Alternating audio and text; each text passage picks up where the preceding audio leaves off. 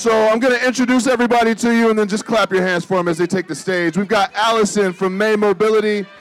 We've got Kevin Bopp from Bedrock Detroit. We've got Mark Hudson from Rocket Fiber. Mark De Laverne from the city of Detroit, and Tavi from NAIAS. They're all going to take the stage, and I'm going to turn the microphone over to them. Thank you so much. Hi, good afternoon. Thank you, everybody, for coming down to Michigan House to hear about autonomous vehicle, and not a shiny object autonomous vehicle, but an actual service that deploys people. So my name is Mark De Laverne. I'm the Chief of Mobility Innovation with Mayor Duggan in the city of Detroit. Mayor brought me on about 2 years ago with the idea to get stuff done and get new stuff done around mobility. So, we've partnered with Bedrock, we've partnered with OEMs, we've partnered with a lot of different companies to try a lot of stuff out. And what we're really trying to do in the city is essentially make it easier, safer, and more affordable for folks to get around. And if you're from Detroit, if you're from Southeast Michigan, you know the struggles that we've had with regards to transit. You know how expensive it is to own a vehicle. And we're tackling those big issues, but we're also saying how can we add more, and how can we add more in a way that serves all of our residents. So before we get into it, I think it'd be good if everybody just gave a quick introduction, starting with Kevin. Good afternoon. So as you heard, I'm Kevin Bopp. I'm Vice President for Parking and Mobility with Bedrock. Long story short, my job is to help people not only find a place to park effectively, we hope easily, in providing unique experiences in parking and transit, but also to begin finding ways to provide opportunities for residents and visitors of the city to commute differently. As someone who's a lifelong Detroiter, when we travel, we think riding the L or the BART is fun, but God forbid we use public transit or different ways to commute at home. And that was part of the mission for the role that Bedrock created, is how can we get people moving around differently and more effectively? Mark and Allison? Allison Malik. I'm the Chief Operating Officer and co-founder of May Mobility. May Mobility is a self-driving transportation service company. So we have expertise in self-driving technology and really tried to fit that technology to a market need. And one of the big market needs that we've seen is really around this first mile, last mile connection, as people are either commuting in vehicles or in transit, and helping people get to their final destination. So we're excited to be able to work with Kevin and with the city of Detroit, as well as other communities, as we're trying to help unlock more options around access to transportation. Great. My name is Mark Hudson. I'm the co-founder and CEO of a company called Rocket Fiber. We are a high-speed connectivity company out of Detroit, Michigan. So we provide super fast residential and business internet. And we do that by actually deploying fiber optic internet, last-mile internet to residences and businesses in our market. So we are all about connectivity and the role actually that plays in mobility into the future. So that's what I'm here today to talk about, and excited. Cool. So it's a really great group. I'm just going to be moderating because I didn't really have much to do with this project. So they just dragged me up here to talk because I'm friends with everybody. Do we have a video to show? Yes, we have a video to show.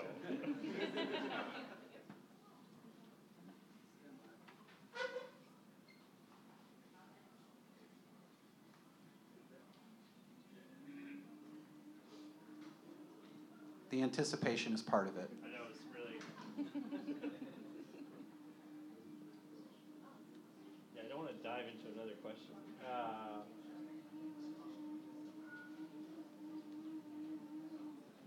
How many people here are aware of this project, of this autonomous shuttle in Detroit? All right, it's about half. So we'll do a little intro on that too.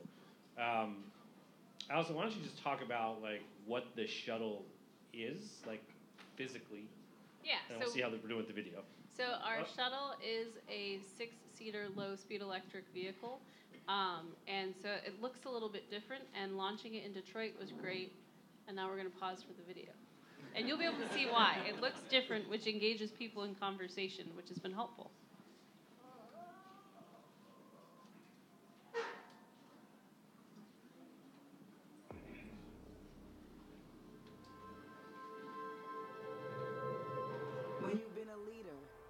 entire life. You learn how to turn one day into day one.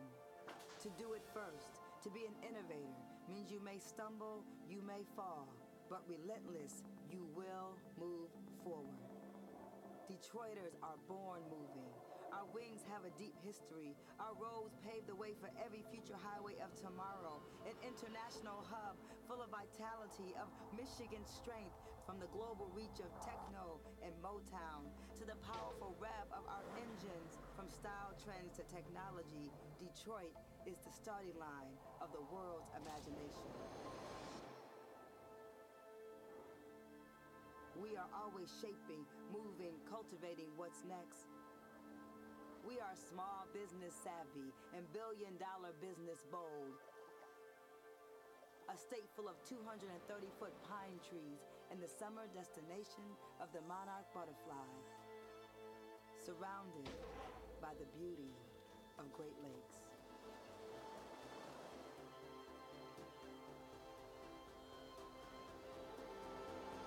Detroit is always growing, always in flight.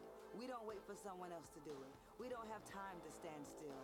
Not everyone will understand our pace, but the baton was placed in our hands, so we're finishing strong. If this is home, you own the pearl. If you move here, you move the world. Who else to design the mobility of tomorrow besides the most resilient people on the planet? From custom-made bikes and shiny rims, autonomous vehicles and alternative energy. Mobility as a right in diverse cultural communities. Our land, the foundation of collective steel Michigan hands, holding up families, designing possibility, creating space. We are the solutionaries, forging our way toward the answers, a sacred historical place, fearlessly stepping up to the plate. We are infinite possibility, and our future can't wait.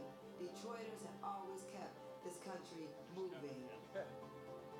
Our DNA connected to a passionate work ethic, an authenticity we earned from grandfathers and free-thinking mothers we watch with hard hat and toolbox swagger, sculpt art into dinner for our families. Born on an assembly line of artists, thinkers, educators, scientists, coaches, and philanthropists, we are Southern class and clean Cadillacs, humility and matter of fact. We are a century-old farmers market, the heart and soul of this country's future, the steady sound of design and innovation, and a whole other country is just a bridge away. Dream chasers built Detroit. This is the world city. Design here, design the world.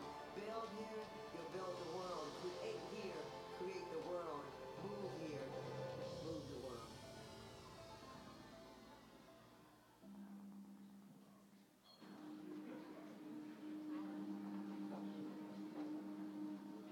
So that was the video from the Amazon proposal.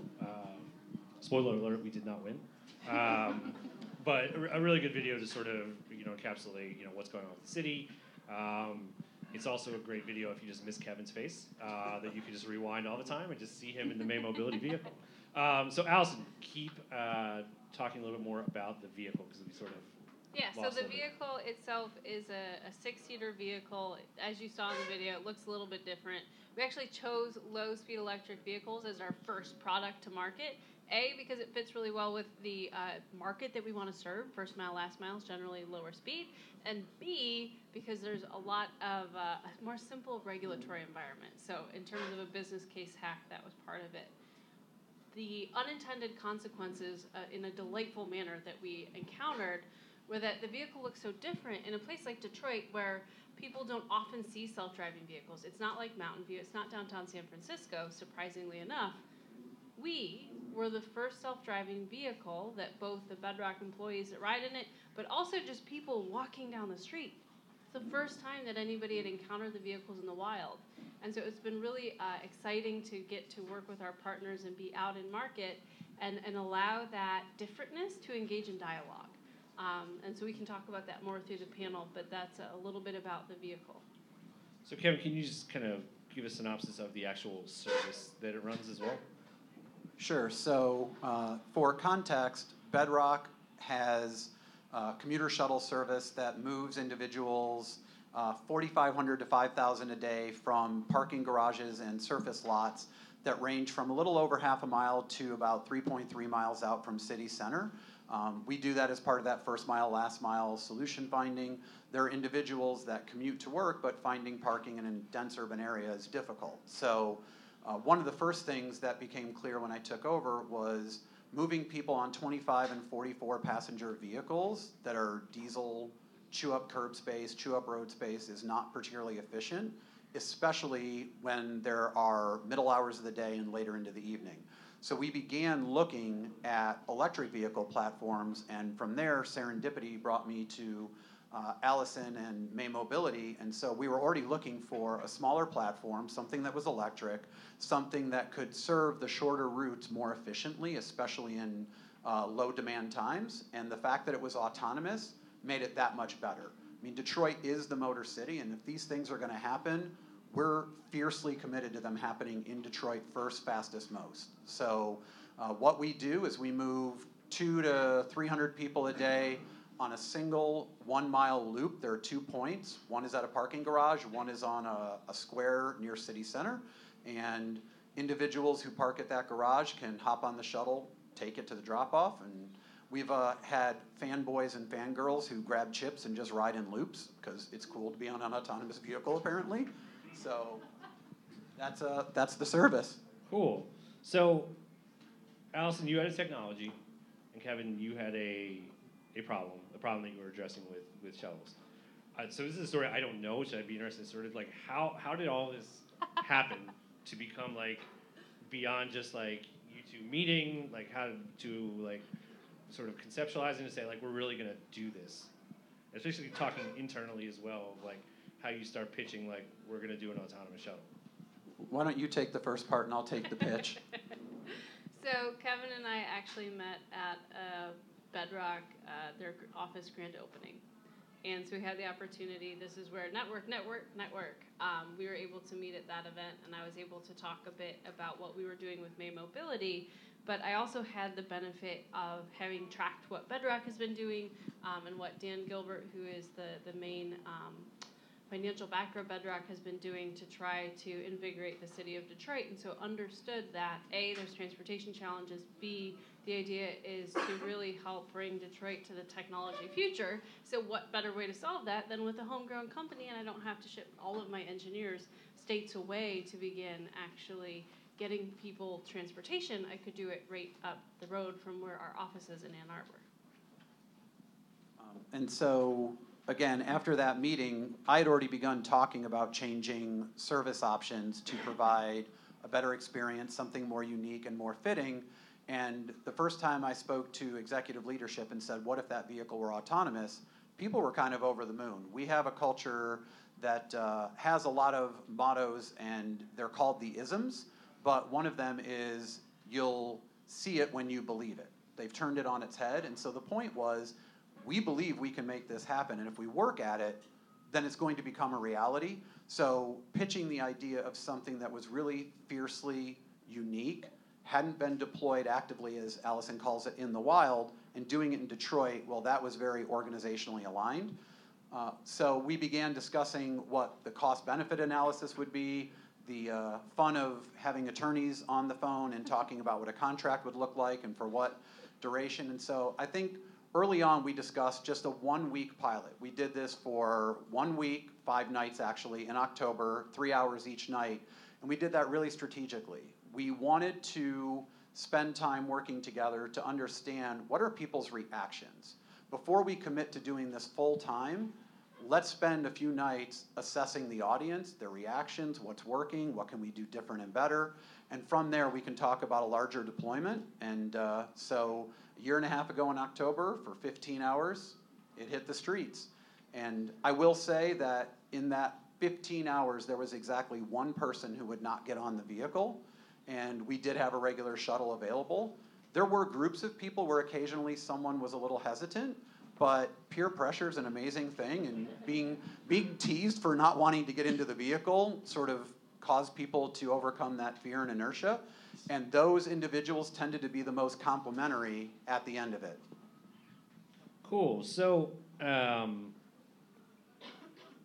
probably seems like sometimes very easy. Like you read like autonomous shuttle piloted, and you're like, oh, about time. But you know, there's a lot of work that gets done behind the scenes. You know, between like you guys shaking and saying like this is something we want to work on, to a pilot and a full service going out. Even if, you know, just a traditional shuttle or fleet, you know, there's that piece and sort of getting that up. But then just all the newness around autonomous. So, you know, kind of explain, you know, some of those probably growing pains, right? Because I know that we had the Brooklyn Navy Yard called us up the other day and were asking me a bunch of questions, and I was like, I have no idea. Call Kevin, because they're going through just all this newness that you haven't had to do with previous services.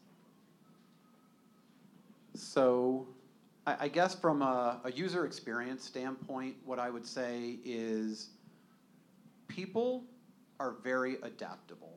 And people, despite not liking change, do like living on the edge a little bit and being able to say, I did X.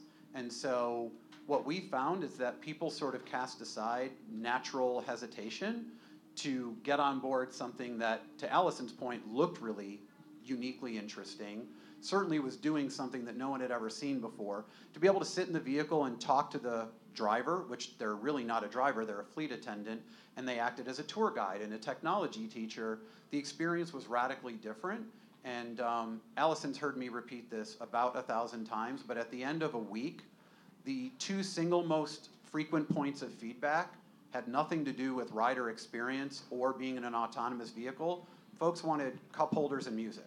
So it was all about creature comforts in the vehicle. And so what I would say is being willing to do something different helps create its own arc of change and transformation.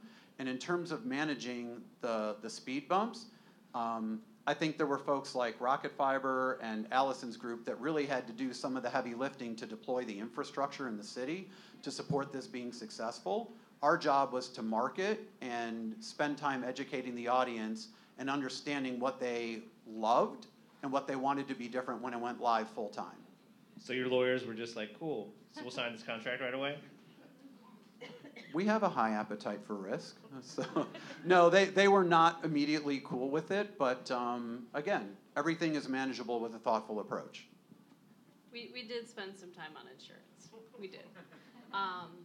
And I just want to expand on that. In order to deploy in any community, one of the big focuses for us with May Mobility is how do we have a trusted channel to reach out to the riders.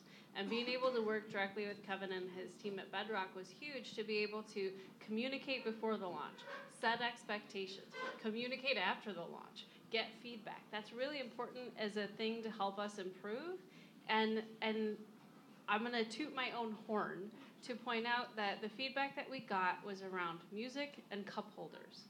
If you watch lots of videos on YouTube of self-driving cars doing dumb things, they tend to like jerkily brake a lot and do things that we as humans don't expect. And it was really exciting to be able to be out on the streets working with the Bedrock team and getting that feedback, because that's actually been a really big push for our team, is by being focused today on what we can do, we can actually make that experience be one that people like, so we can drive adoption and we can drive the transportation change that we want to see. But getting to that point was a lot of long hours, not so many on the insurance, but as the transportation provider, we also had to go through and make sure that I had a garage space and I had a local staff trained up, and we still collect a lot of data from our vehicles. So I was very glad that Rocket Fiber was in town, because for us to be able to get all that information back to headquarters, to be able to better train sort of our next generation of software is really important, and was something that we spent a lot of time as we were looking at real estate to make sure that it was aligned. Yeah, so I'm just going to build off of that, and what Kevin said is, you know, talk a little bit more about kind of what was needed from an infrastructure standpoint, from a technology standpoint, from a connectivity standpoint, and just like what's the environment needed for this autonomous shuttle and future autonomous shuttles to actually operate? Yeah, so I'll take you guys back to 2014. The inception of Rocket Fiber, the idea was to build this next generation infrastructure in Detroit. And one of the main reasons was we knew mobility was coming down the road, and mobility has a requirement for massive amounts of connectivity First, from an R&D standpoint, we work with a lot of mobility companies in Southeast Michigan that are moving terabytes of data every single day. So from an R&D perspective, these massive data sets that they're trying to move from field offices, from testing locations back to central offices for processing and analyzation of that data. And so you need fiber to move that type of data. Looking forward, we know that it's not realistic that every car on the road is generating that type of data, but there's still going to be massive data requirements down the road, and that's where this technology called 5G is going to come into play. So you guys might have heard, there's 3G, we had 4G, now we got this buzzword called 5G coming out, which is really all about the next level of wireless cellular communications. And it all runs on fiber. I get questions all the time about, is 5G going to replace fiber? Is it a competitor to fiber? And the truth is, it actually runs on fiber, so it's very complementary to what we do. So 5G in a nutshell is we're going from macro towers, so big cell towers that you see on the side of highways with those big radios, those big clusters of radios, down to the street level. So light poles, building rooftops, all these small cells that are getting deployed in major urban areas all over the country. And again, it's not just for the next level of faster internet on your cell phone. It's for things like mobility, where we're going to have cars that have 3, 4, 5 SIM cards in them. So you have one SIM card in your phone right now for one connection. We're seeing cars that are coming out that are being spec'd with multiple SIM cards just based on the anticipated data requirements for those vehicles. So Rocket Fiber, the idea was we need to future-proof the infrastructure in Detroit, Southeast Michigan, and that's why we started the company. And so we built that fiber, and we're really excited that now kind of what we thought would happen is happening. We got companies like May Mobility that are starting up that have a gigabit connection from Rocket Fiber in downtown Detroit, and they're actually using that level of speed that we're able to provide. Rocket Fiber stands in the background, I'm assuming. Allison, from your perspective, how does the communications play into what you need? So this is where I get to give Mark a shout out. Because with our vehicles, we actually do install infrastructure into the environment. Today, the sensors that are used in autonomous vehicles are pretty good, but they're not great. And so in some situations, they're not great, and you want to have additional redundancy to make sure you have the right level of reliability for your car to say, take a left turn into oncoming traffic. And if you want to perform a procedure like that, you want to know really 110% that there's not oncoming traffic that's moving so fast that you guys would collide. And in order for us to do that, we actually will install cameras out into the environment. So we do work directly with cities to get approval for pole space. And I realize that this is going to seem really wonky, but you actually brought up pole space as well, so I'd love to get your feedback. Yeah. But working with the city of Detroit was actually one of the smoothest processes that we've had in terms of getting access, the unsexy access to like the light poles and being able to plug into it. Surprisingly, one of the bigger challenges for being able to launch our service. Beyond that, we're actually able to come in, map the roads that we would like to serve within a day, and be out driving the next day. So we've been able to compress a lot of what it takes to launch this service, but making sure that we've got the fundamental infrastructure around our roadside units, around making sure that we have the fast data connection at our offices to be able to offload. Those are the long lead items that are surprising and like old school. The car can drive itself, but I still have to like make sure that we have the right amperage in the garage to be able to charge all of them. So really quickly, as an aside, there were two things that they brought up that I think are important moving forward. So first of all, I feel very blessed that we were in Detroit, both because it's the birthplace of the automobile, but because the public-private partnership is vital to these things happening and happening without a lot of friction. And the city, the state, the companies work together in a way that don't happen everywhere. And so I would say if you're looking to take this back home, really find ways to build roads to city government and community government, because that's what made this happen more easily. The second thing that allowed this to get over the attorney's heartburn that Mark referred to is that we're not just relying on the radar and the LiDAR and the technology in the vehicle, but because May's approach is to embed infrastructure on the route, they're hyper familiar with the entire route and every inch of the route all of the time. So where a car can't see around a corner, some of the embedded infrastructure could. So there's more than just redundancy, there's hyper awareness of what was happening. and it made this so much easier to happen. And as someone who was in the vehicle before it went live over the course of nights, you could watch them correct in real time how smooth the turn was, how it accelerated and decelerated. So it was just really an amazing experience. I'm going to add to that the notion that local government plays an absolutely crucial role, not only in mobility, but any type of infrastructure deployment. I don't think it's a coincidence that Rocket Fiber happened in Detroit. There's very few examples of homegrown ISP startups like Rocket Fiber across the country, and that was largely in part because of the partnership that we built in the city of Detroit.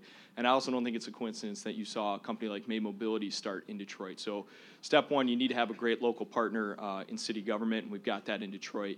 To go back to Allison's point about pole attachments, that's actually a huge part of the mobility discussion that a lot of people don't know about. So all across the country, cities and states and even the federal government are trying to figure out how we deploy hundreds of thousands of small cells that are going to power the next generation of wireless technology in this country, because it's completely uncharted territory. We have 4 wireless carriers in this country and a number of local internet providers and cable providers in basically every market that all want to attach to this very limited real estate that are utility and municipal-owned utility poles. So there's tons of policy discussion going on. State of Michigan actually passed a bill back in December that kind of is trying to streamline that process, which makes Michigan actually a pretty attractive state from an infrastructure deployment standpoint. But I always like to point out that it's kind of one of the forgotten conversations in mobility, is that we don't necessarily have the connected infrastructure to support it at scale yet today. It's something that a lot of people are working on, but it's something we have to pay very, very close attention to as autonomous vehicles enter the market. All right, we're about halfway through our time. Now I'm going to see if anyone's paying attention. Has anyone here actually ridden on an autonomous vehicle? Oh, that's a lot.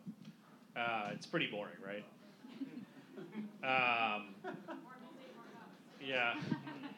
Yeah. For those of you that have not ridden on, because I'm assuming everyone who has ridden on it's good for taking a second round. For those of you who have not ridden on it, if there was if Allison had brought a vehicle down with her, driven autonomously from Detroit down to Austin, and there was one out here that was going to run to your shuttle, is there anybody here who would just not feel comfortable getting in with that, just sight unseen? All right, so everybody's very supportive, so that completely tanked on what I was going to ask you. So, Kevin, you talked about the qualitative feedback. I'm interested in kind of like the number of people that you've done that. Has it, from a business model standpoint, do you see this when you're talking about like getting smaller vehicles beginning to make sense? And then Allison, after Kevin talks, I'd like to get a better sense of like the type of metrics you guys have been doing, particularly around safety and the technology, and how you've seen, how you've advanced to better understand how you build safer vehicles with these real-world deployments. So from, a forward-facing standpoint, what I would say is, I think the mistake in transit in many cases, but it's understandable, is it's not one size fits all. And one of our core strategies right now is to create optionality and choice. So by having different modes of transit and different size vehicles to meet different levels of demand, I think we're approaching things more thoughtfully, and it gives people a better overall experience. As we look at the opportunity to expand this platform moving forward, I would say part of that resides on our partners, whether it's May or somewhere down the line, other partners. We have to consider the vehicle platform. Some of our routes are moving thousands of people a day as opposed to a few hundred, and having 6-passenger vehicles is probably not ideal, because then I'm creating additional congestion, not meeting that demand effectively. We also have to consider the speed of the vehicle and what makes sense on a given road path. But overall, I think the future deployment for this technology in Detroit in partnership with Bedrock, May, and others. The bus system we have, but I digress. Allison. We want to integrate more with transit. We can save that for like the last third of the panel. But in Detroit, we are really excited with the integrations we've been able to do with Bedrock. A big focus of what we are working on with Bedrock is around ridership. When we took over the route, there had previously been a 30-passenger bus that can take 30 whole people at once. And very rare, looking at the data, very rarely was it filled with 30 people, but you want to be able to take the highest capacity. So we put 3 of our shuttles out en route during peak period. And we hoped that on average, every day, we'd be able to serve about 200 trips. And we're like, okay, we're gonna measure how many people we carry and keep track of how many people get left on the curb. I think in the last couple of weeks, we have not left anybody on the curb, maybe one, but I'm pretty sure we haven't. And we've been but they weren't nice. But we've been averaging over 350 trips a day, which is well over what we had thought and is really exciting in terms of creating a transportation system that feels seamless and reliable. Like one of the bits of feedback, because we still go out and try to get feedback from riders, one of the bits of feedback that we get is people feel like they can trust it. As soon as they get out to their stop, they know a vehicle will be there, so they're not worried, am I going to be late to my meeting? Am I going to be able to run and grab lunch and then get back? Like, it's been really exciting to get to watch those changes happen. And those are the things that we focus on for the riders and working with Bedrock. We also report anytime there is an incident. To date, we have been rear-ended at about 3 miles an hour by a truck that was trying to parallel park behind us and nudged us. And then one other time in it as we were going through an intersection. But beyond that, it has been pretty eventless, which is great. As an AV company, that's what we want. That doesn't mean that we're not collecting really useful insights that help us to improve the safety of the vehicle. I can tell you which of the lanes are more like 0.9 lanes as opposed to whole cars because of how people park, which definitely makes it interesting because it makes it look like a much more narrow path that your car has to follow, and watch for car doors. We also know there is one intersection I was talking with Avery Ash from INRIX about earlier. I think I found his tricky one because it's a 3-lane road that comes up to a boulevard that also intersects with a 3-lane road coming in the other direction. 2 of the lanes are technically supposed to turn right, one's supposed to turn left, but the center lane often turns left, and we have to navigate people breaking road rules, trying to cut us off as we're doing a left turn and have to get over 3 lanes. And that's reality. As we all think about urban driving, that the thing I just described is probably a thing everybody here has had to deal with. But we're learning about that today and how to figure out how to estimate what people are going to do based on they're nudging into other lanes and things like that. And that is what is helping us not to just be safer in sort of the hypothetical sense, but safer in the sense of how do other road users actually work. Because it's going to be a very long while, until all of the cars are self-driving, if ever, in urban centers. And until that point, we're going to have people and robots coexist. And so that's been some of the best safety learnings that we've gotten. One other thing, I'm sorry, Mark. We had a lot of questions when this deployed in the media about the potential in the future for job loss. Are we taking jobs away from bus drivers and shuttle drivers? And what we found, first of all, is that the individual who's acting as the fleet attendant, now more as a tour guide and is creating an interactive experience, people like that individual being there. In the past, they wouldn't often engage their driver in pleasant conversation. This has actually enhanced the experience, and so while that's qualitative and we can measure people talking about it and how they feel, it's also something really amazingly intangible. People feel more connected in this vehicle, and they're talking to one another and to the individual at the front in a way that they didn't in the past. And I think creating that positive experience through this short commute is a pretty incredible thing that we didn't anticipate going into it. So I want to build on Allison's point on safety and interaction. So just to make everybody feel good, it's not like you just dump the cars on the road. You guys do lots of different testing and test tracks and simulation and all that type of stuff. And you test for vehicles, cars, and pedestrians. This is going to be a very 2019 question, but how were you able to adjust for a new technology like scooters that just popped up and I didn't tell you it was happening? So to nerd out a little bit, we do test. We take advantage of facilities in Michigan like M-City. And to nerd out a little bit, our software doesn't try to say that's a scooter, that's a bicycle, that's a person. We also had to learn that that's a horse because the mounted police do park right by one of our stops. We don't have to know, we don't have to have categorized what the thing moving is to be able to be like, that thing moves fast. That thing moves erratically. That's a big thing moving erratically. That's a little thing moving slow and erratically. Those are like really high level, the things that you need to know, like erratic, fast, big, stay out of the way. Erratic, fast, little, get out of the way, but you can kind of skirt around it. And so for us, we have that flexibility based on how our software is developed, and that's pretty unique. But for a lot of other companies where they're looking and really relying on vision systems that are camera-based, and camera implies that you're really trying to categorize precisely what you're seeing, that can be something that they would then need to go collect data on and bring back into the system before they could safely operate. Got it. I didn't know the answer to that. This is like half of this panel is just me just asking questions I'm interested in from Allison and Kevin and Mark. So I think I want each of you guys to sort of now start, we've talked about the project itself and sort of start to think through like the next year and future beyond that. I'm going to start with Mark. How do you start to see this evolving from your point of view, evolving from the employee customer point of view, from the city of Detroit resident point of view, as this moving forward?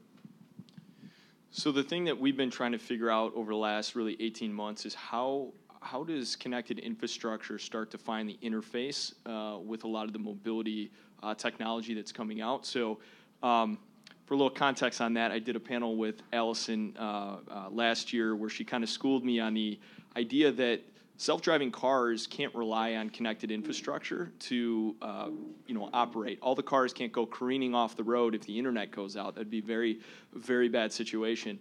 So self-driving cars have to be able to operate autonomously, fully autonomously, but then also rely on infrastructure to augment their built-in safety system. So for us, it's about how do we figure out how 5G and wireless technologies, because there's a lot of them, how do those play a role in supporting autonomous vehicle development to see down the road, see 300 feet ahead, 1,000 feet ahead, connect to other vehicles that all tie back through the internet to make these transportation systems even safer. So something that we're talking with quite a number of companies in Southeast Michigan. Again, very fortunate that we're kind of at the epicenter of the mobility movement. We don't have it figured out yet, but there's a couple companies that we've talked to that are actually piloting safety technology, smart intersection technology that have approached us and said, hey, either via your fiber or via some of your wireless capabilities, is this something that we could tie into and start experimenting with? So I think that's really where we're looking at the world going. Right now, it's about the vehicle itself. In the very not too distant future, it's about how other technologies make those vehicles safer. Kevin, Allison, your future? My future, oh man. I think as we look towards the future and how May Mobility wants to interact in it, we really want to see the future of transportation as a multimodal solution, which is why I say honestly that we do want to figure out the right ways to integrate with transit systems and things like that, because we think that that's really important. We're at the early days of even rideshare and scooters. We're at the really early days of autonomous vehicles. We've been using passenger vehicles with internal combustion engines for over 100 years. We've built ourselves up whole systems around that with all sorts of terrible externalities that have created a reality that we accept. And if we continue down that path, we could just get stuck in parking lots of roads, and that seems terrible. And so with the work that we do, we want to be able to come out today, to be able to build trust with community members, to give great transportation, but to also start to lay the foundation for what the future of transportation can be and how we can integrate into systems that work for everybody. And so for my part, managing Bedrock's parking portfolio and transit portfolio, I would say it's two-pronged. One, I think within our garages, we're going to see technology deploying in the very near term that are connected to more and more vehicles, where as you arrive, you can get out and your car will park itself. Before you leave home, you'll be able to assess where there's parking vacancy. You'll route set through Waze and Google and others. You'll pay for parking if that's necessary if you don't have a badge. So that experience becomes much more connected, and particularly when we can tie it to entertainment venues and restaurants. So I think you'll find that from a quality of life, there's an opportunity to use that technology in that capacity. As it relates to partnerships with groups like May Mobility and shuttles, I think we're going to have technology that's integrated so that we can tell dynamically where the demand is based on people badging into our locations that are shuttle riders. And instead of having unique routes that are established and static, those routes will be much more dynamic and fluid. So we'll meet demand more quickly because we know where people are arriving based on the data that we're leveraging. Cool.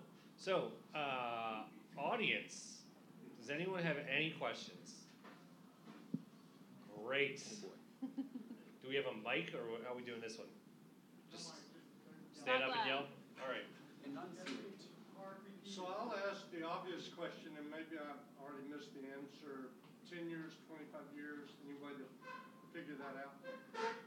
The question is, Allison Malik, when are autonomous vehicles going to be here for everyone? So there's the for everyone, and then there's the for everywhere. I think we actually have a shot of getting close to for everyone a lot quicker than we get for everywhere. And I say close to for everyone because people in rural areas will not be served by this technology as quickly as people in urban areas due to the infrastructure we just talked about. In rural areas, it's a lot harder to get all of that rolled out, so that's why you will see delays. That said, when will the technology be ready for everywhere? I firmly believe it's going to be another 10 to 15 years at least, because it's hard. The work that's being done is very hard, and it is consequential. This is not an app on your phone, and if it fails, you don't get that picture that you hope to take. If this technology fails, people's lives are at stake. And so what I have been excited to see in the industry is actually a sobering of the timeline. The realization that it is hard, it's doable, but it's hard. And not only is it hard to make it reliable and redundant. And that's really where the key comes in for how do we impact everyone at scale. It can't work 10 times, it can't work 100 times. It needs to work like 100 million times and always right in order to be safe and also effective. And so that's why I think the timelines are really starting to get pushed out because people are really starting to think about what's this going to take to do at scale. I actually had a follow-on question for Allison on that. Do you think the biggest bottleneck for level 4, level 5 autonomous vehicles being deployed at scale is imperfect, highly distracted human drivers? Is that the hardest part of what you guys are doing? No, it's a part of it. So the question is an interesting one. Human drivers are tough, but in urban areas, it's actually not just about drivers. It's about cyclists, it's about pedestrians, it's about scooters, it's about horses, it's about kids. And all of those things, we want to bring transportation to people, which means we need to bring transportation to where people are. And we can't expect people to act like robots. And so with that understanding, you have to kind of design the system for the right problem. And looking at the urban conditions and people, we're never going to get away from it. It makes it a little bit easier when we can trust that, if a pedestrian is out on a highway, there's a little bit of you shouldn't be walking, in the middle of a highway. Most of society is okay with that assumption, but we need to be really thinking about who are we trying to serve and why, because at the end of the day, that's what frames the right problem to be solving, and that doesn't take the erraticness of people out of it. So as a quick follow-on, I'd ask you all to sort of participate in a quick thought exercise. If we accept that my super bright colleagues solve the infrastructure challenges in rural areas and the development of the technology, companies like Allison's, there's a policy question, and I'm not looking to get political, but the reality is the way GM and Ford and Toyota and Mercedes develop this technology has to be consistently the same, and we all have to be okay with how they solve very real questions and problems.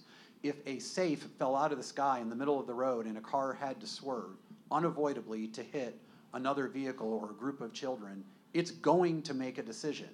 Swerve left, swerve right, or plow into the safe with you in the car. And you have to know the answer to that before you buy the vehicle. And so that's the type of thing that long-term is also at stake. It's not just trusting that the technology will make a decision we can live with. It's knowing the decision it's going to make so that we can legislate around it and feel comfortable buying the vehicle. because we all kid ourselves that we would be okay with the decision we make, and in that moment, we don't actually know what we would do. And what we would all do is very different. All right, from deaf to the next question. Is it too early, or are you thinking about how to execute on maintenance at scale? So the question was, how are you thinking about doing maintenance at scale? It's not too early. That's part of my job. So we're doing maintenance not at scale right now. We're doing maintenance locally and working on thinking about which systems are best to pull from the local site versus which are best to kind of either cluster in a region or bring back to HQ. One of the beauties of being based in Michigan is I know that when we're ready to really dig in on that one, there is a ton of great talent to hire that knows how to set up those systems from everything from, how to track and make sure you did your tire rotations to where is the best place to actually refurbish spare parts and things like that. Gentleman with the hat. This is a question for Kevin. So we're talking predominantly about general public utilised vehicles, but with the issue of distribution and transport vehicles and the rate of their increase, which is a whole separate issue altogether, one of the discussions or debates is that on one hand people are saying, we'll have less car parks in the future. Others are saying no, because of the higher number of vehicles, we actually have to put them somewhere when they're not being utilised. So there's a big debate about no car parks or lots more car parks. And car parks are obviously a complete blight in our city. Now, with what Bedrock did at Z Park in Detroit, it's probably one of the most progressive car parking solutions we've ever seen. What's your plan, given that Detroit has such major car parking issues, which has driven you to create some of these solutions? How are you going to solve that in the future, and what's the plan going forward for Detroit? So first of all, thank you for complimenting the Z deck. It is pretty amazing. What I would say is that our approach is, and to give credit where it's due, more European. I think right now we're acknowledging that healthy urban cores don't have as much parking per square foot as they possibly can, that space is better used by the public for parks and eateries and public show spaces, and obviously many of the buildings that we're already constructing, like the Hudson site and the Monroe Blocks development. But in terms of actually addressing the demand-supply issue, I think part of it is finding ways, if the vehicle is driving autonomously and it still needs to park, then that parking can be, I'll call it off-site. It doesn't need to be in city center. You can use areas that are underutilized and or vacant and abandoned now several miles away, because that car can traverse that distance and you're not the one in it making that extra few mile trek. Additionally, it's leveraging technology and opportunities like public transit to not have one person, one car, one space. I think that, frankly, is the situation that creates the blight and the density that you've talked about. So finding opportunities for us to either carpool, use public transit, or leverage existing tools without all getting everywhere by ourselves is the longer term answer. You've touched on this once, and we're now talking scale. I think job losses is something I'd love to hear what all of your opinions are on, because 10 to 15 years isn't actually that far off. And in America, we're talking millions of people who rely on driving for work, whether it's buses, taxis, trucks. What do you think needs to be done to prepare for the fact that in an autonomous vehicle world, there are going to be millions of people out there? So I'll take, since you referred to trucks, I think a lot of people believe, and perhaps rightly, that long-haul trucking is one of the first industries that's going to be most heavily impacted. And that's an industry where certainly the individual in the truck is driving, but that individual does a lot more than drive. That individual is responsible for the connection of the actual hauling mechanism, the crates, if you will, a container.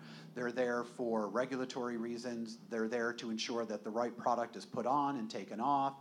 There's manifests to be signed. So that individual isn't necessarily without a job. I would also say, if it is 10 or 15 years, there's an opportunity for us to already begin considering opportunities for additional training. Again, when we brought May Mobility as a partner into the city, we created jobs. We didn't cost jobs. So I think it's really being thoughtful about how are these partnerships explored, and where can we find opportunity to leverage more opportunity instead of less? Further to that, when we launch in a new market, the question about maintenance and things like that, we do hire locally and create those jobs in the communities where we are launched. We think that that's an important part of investing back in the community. And when we think about drivers, truck drivers have very specific roles that they play. Passenger vehicle drivers have very interesting roles around personal safety of the riders, around wayfinding and information, and those aspects of it don't go away. That person may not be seated in the vehicle, but people are still really good at answering other people's questions. And so the work doesn't go away. A part of it does, and the rest of the job evolves. And something that we're trying to do is really understand what parts of the job are evolving and how do we create the right access to those jobs and make sure that people are trained up to participate in them. You know, one other thing, and I'm sorry, I know there are more questions. Right now, today, we have a very small vehicle in partnership with May, but when it's 11 o'clock at night and it's dark and there's an individual, and it doesn't have to be a woman, it can be someone who's just not a very self-confident person, getting on a vehicle that's truly empty, where there's no fleet attendant, it's a very different experience than having another human being on that vehicle with you. So I will tell you that, again, to her point, those jobs don't have to go away, they evolve. So two questions to ask. One would be, what's your business model right now? And the second one would be, what's your next step technological-wise? So now you're at this low-speed sensors around. So you want all my secrets. So the questions were, what's my business model and what are my technology next steps? My business model is enterprise and municipal autonomous transportation services. It's a business hack. How do I make sure that I match what the technology can do today with a known ridership, known destinations, and a known monthly fee? Sorry, Kevin, I'm giving away all my secrets. But that actually makes it a lot easier on the business side when I launch in a new market to understand how many cars, what road network do I need to serve, who do I need to reach out to, all of that's kind of solved. And so that was the idea that we had as the best way to get out into market first. Where we see this evolving, we'll continue to improve our technology, which will continue to open up what types of road networks I can serve. Right now, I am not doing unprotected left turns. I am not doing roundabouts. I would like to. We'll continue to evolve the technology to do those, but we're not there yet. So as we think about how to evolve with a community, I actually want to have more customers so I can understand more of the road network and have more vehicles so I can give more transportation. And so as we think about what comes next, the technology is unlocking our ability to give more transportation. All right. So I have a question on how the data generated from the self-driving project should be shared. Ideally speaking, in terms of developing data streets as a whole, maybe it should be shared among like cities and OEMs and all service players. But in reality, I was attending actually the Airspace Lawrence talking event, saying like break up IT giants because of the data concentration. So what I mean is, in reality, it's not easy to share all the data generated from the autonomous driving project. So what's the ideal case, or in your case, going on right now, about the data sharing and coordination? So I can just say that, as somebody that moves data, all of our partners are very, very protective of that data, and there's been almost zero willingness to not have a very protected environment around that data. My colleagues here might have other experiences, but it's no. I mean, I actually have something of value to say. Something. So this is what we went through, and every city went through with scooters last year. Right? Was this fight over data? And my point of view is like it's our public right of way that you're operating in, that you are making money in our public right of way, as well as like we need that data for compliance, right? Like we've created that from a compliance standpoint, but there's obviously trust issues on the private side on that. Like that data's gonna go someplace else, and this is gonna be the really hard part between public and private, right? Because if Allison has different data standards for every single municipality across the country, like that's not a scalable business, and that's what The scooter companies have quickly found out. But at the same time, if there's just sort of this kind of just trying to roll over cities, there's going to be a lot of pushback on that as well. So that was a long way of saying, like, this is the challenge, right? Some people see it as the fight. I see it as kind of more of the challenge of, like, how do we get this so that everyone's feeling comfortable and everyone's getting what they need and not everything, as opposed to just saying, like, give me all your data. Amen. So one of the things that we run into is we'll work with a community and they're like, we want all of your data. And I'm like, no, you don't. You couldn't possibly process all of the data our car generates, and it would mean nothing to you to get the traces out of our LiDAR. Like Mark does not want my LiDAR data. And so one of the things we try to do with our partners is say, what do you want to learn from the data? What are the insights that you need? We want to help our community partners better plan transportation infrastructure. That is not our core business. Uber and Lyft have put themselves in a different situation, so I won't speak for them. But for us, our core business isn't to like hide data and like put more cars in an area as opposed to our competition. It's to give the best transportation service. And so that allows us to have a much more natural conversation around what do our partners care about. They care about how safe are we acting and how many people are we helping. I'm perfectly happy to figure out the right spot to get there, but it's been really interesting how much we have to hit the pause button and kind of point out, like, what do you want to learn so we can figure out what is the right type of data to be able to share. All right, 2 more questions. Yes? So you talked a little bit about what the future might look like, so the what of the future, but I'm interested in the how of the future, and how decisions are going to be made, because this is a public and a private enterprise that you're embarked on. So, and they're not always perfectly in sync with each other, right? Whereas one side is trying to make money and the other side is trying to serve its citizenship. So, and I think multiple answers are probably part of this, but explain a little bit about how that's working in terms of the priorities of not just expanding the routes, but also the features. Like, do you put money into putting cup holders first, or do you put money into expanding a route to another part of the city?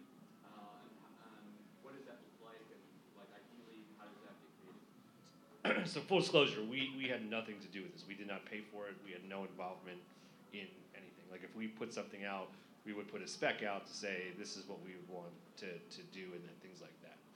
Just wanted to make sure that was completely clear.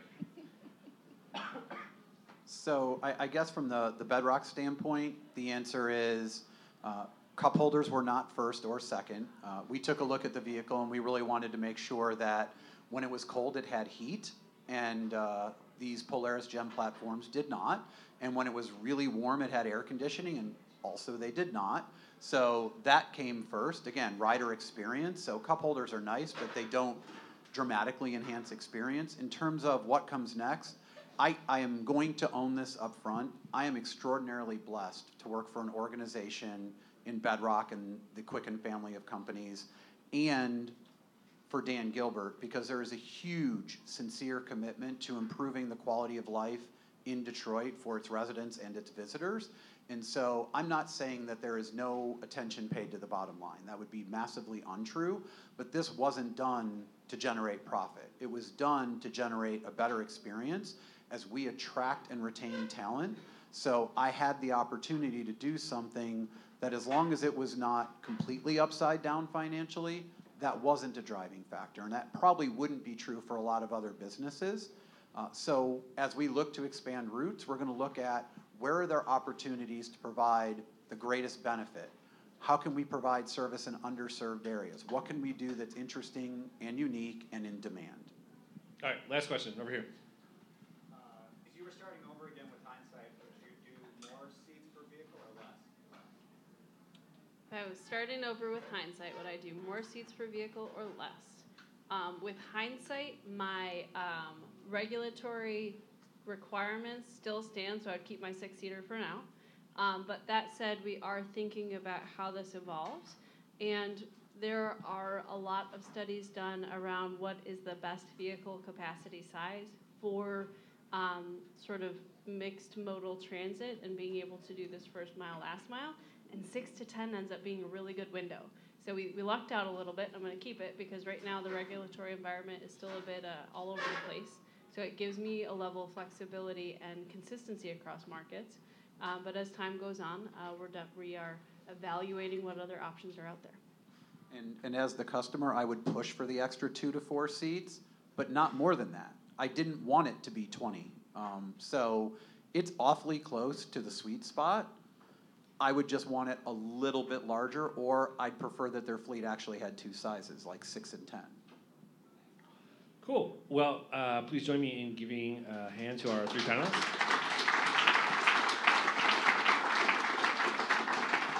And hopefully you guys will stick around for the next one with some really great connectivity and P3 lines.